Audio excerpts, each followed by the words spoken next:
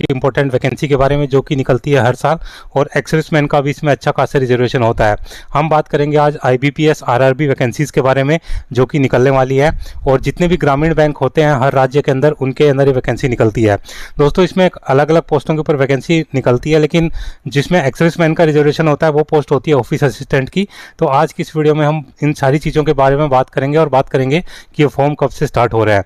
दोस्तों सैनिकों से जुड़ी सारी खबरों को जानने के लिए सब्सक्राइब का बटन दबाएं और बेल आइकन को प्रेस करके ऑल का बटन दबाएं ताकि सारी लेटेस्ट जानकारी आप तक पहुंचे सबसे पहले। तो चलिए शुरू करते हैं वीडियो। तो दोस्तों जैसा कि आप जानते हैं हर स्टेट के अंदर जो अपने ग्रामीण बैंक होते हैं, किसी स्टेट के अंदर एक होता है, किसी के अंदर दो होते हैं। तो इसी प्रकार से जितने भी जो ग्रामीण फाइनेंशियल इंक्लूजन वाले जितने भी काम हैं वो सारे इन बैंकों के द्वारा किए जाते हैं। तो इसमें वैकेंसीज निकलती हैं लगभग हर साल 10,000 के आसपास इसमें वैकेंसी निकलती हैं। इसकी जो पोस्ट है उसको ऑफिस असिस्टेंट मल्टीपर्पज़ बोला जाता है। नॉर्मल भाषा में हम बात करें तो एक क्लर्क की पोस्ट होती है। जिस प्रकार से IBPS CRP और SBI क्लर्क की वैकेंसी निकलती है सेम उसी प्रकार से ये वैकेंसी होती है।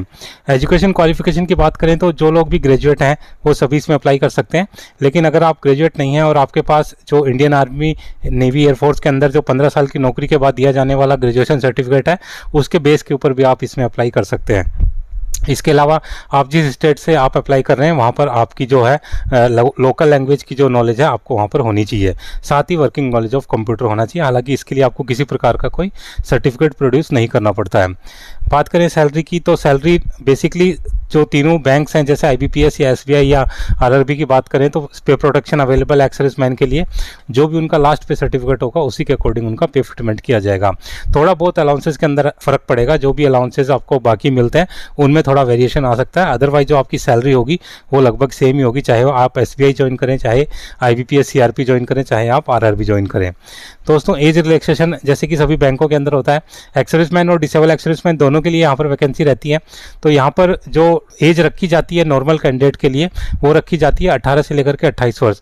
एक्सर्विसमैन की बात करें तो उनको अपनी जो प्रेजेंट एज है उसमें से सेना की सर्विस को माइनस करना है, प्लस उसको 3 साल और माइनस करना है। और अगर जो एक्सर्विसमैन है वो SC ST और डिसेबल कैटेगरी से बिलोंग करते हैं तो उनको 8 साल, 3 की बजाय 8 साल का रिलैक्सेशन मिलेगा। मैक्सिमम जो एक्सर्विसमैन है 50 साल की एज तक अप्लाई कर सकते हैं। 50 साल के बाद वो बैंकों के लिए इनएलिजिबल हो जाते हैं। दोस्तों जो भी लोग पहले से किसी जॉब में जा चुके हैं एक्सर्विसमैन का कोटा अवेल करके तो वो भी इसमें अप्लाई कर सकते हैं, बट उनको रिजर्वेशन नहीं मिलेगा, सिर्फ एज का रिलैक्सेशन उनको यहाँ पर दिया जाएगा। बाकी जो एक बार आपने रिजर्वेशन अवेल कर लिया किसी भी ग्रुप C या D के जॉब में तो आपका रिजर्वेशन है वो अवेल माना जाता है। बात करें सर्विंग सोल्जर्स की तो जो लोग सेना में नौकरी कर रहे हैं और एक्सर्विसमैन कोटे में अप्लाई करना चाहते हैं तो वो भी इस जॉब के लिए अप्लाई कर सकते हैं।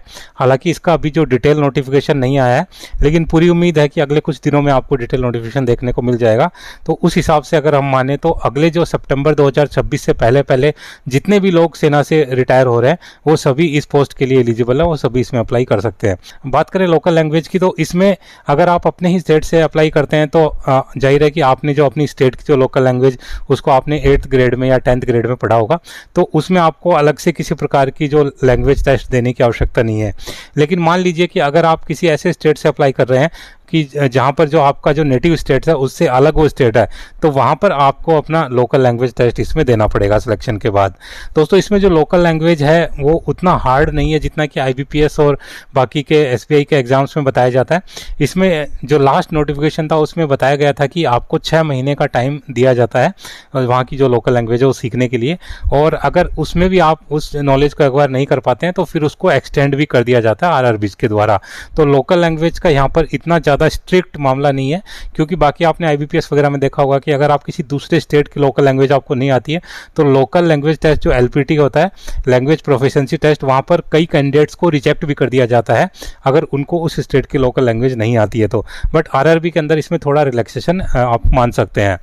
दोस्तों प्री एग्जाम की बात करें तो इसमें एक और अच्छी बात है कि जिन लोगों को इंग्लिश में थोड़ी प्रॉब्लम है या जिनका इंग्लिश थोड़ा वीक है तो वो उनके लिए सही है कि इसमें आपको जो इंग्लिश लैंग्वेज है वो नहीं आता है आपका प्री एग्जाम के अंदर, और मेंस के अंदर भी आपके पास चॉइस रहती है कि आप इंग्लिश या हिंदी हिंदी में से दोनों में से एक को चूज़ कर सकें।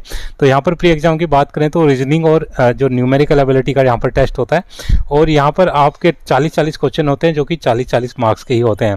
बाकी के एग्जाम्स में आपने देखा होगा कि यहाँ पर आपके 100 नंबर होते हैं, यहाँ पर आपका 80 जो क्वेश्चन होते हैं 80 मार्क्स के होते हैं और इसके लिए आपको समय भी थोड़ा कम मिलता है, यहाँ पर 45 मिनट का समय मिलता है।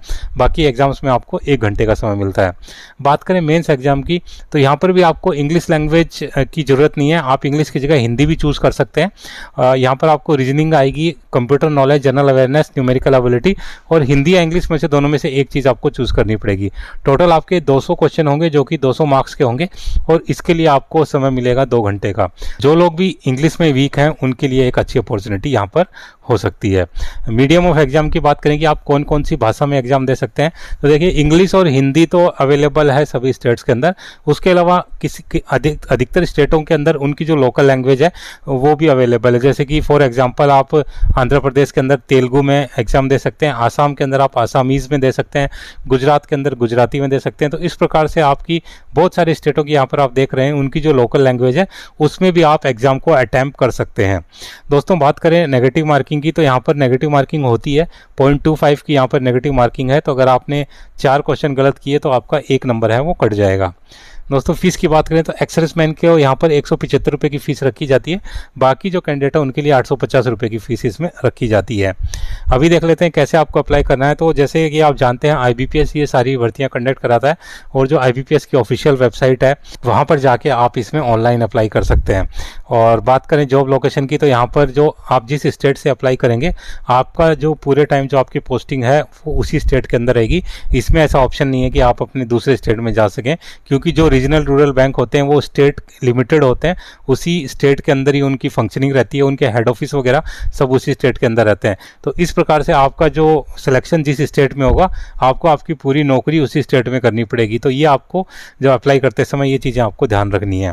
दोस्तों इसके बाद बात कर लेते हैं इंपॉर्टेंट डेट्स के बारे में। तो जो IBPS ने अपना जो ऑफिशियल एग्जामिनेशन जो कैलेंडर जारी किया है उसके अंदर जो एग्जाम जो प्री एग्जाम की डेट दे रखी है ऑफिस असिस्टेंट के लिए वो दे रखी है 6, 7, 13 और 14 दिसंबर 2025। और जैसे कि आप जानते हैं कि जब भी प्री एग्जाम होता है उससे करीब 2-2.5 महीने पहले नोटिफिकेशन निकाल दिया जाता है, क्योंकि 1 महीना फिर आपको ऑनलाइन जो एप्लीकेशन है उनको फॉर्म फिलअप करने के लिए भी आपको समय चाहिए। तो उस हिसाब से अगर हम बात करें तो सितंबर यानी कि अगले महीने में आपको इसका डिटेल नोटिफिकेशन देखने को मिल जाएगा। उस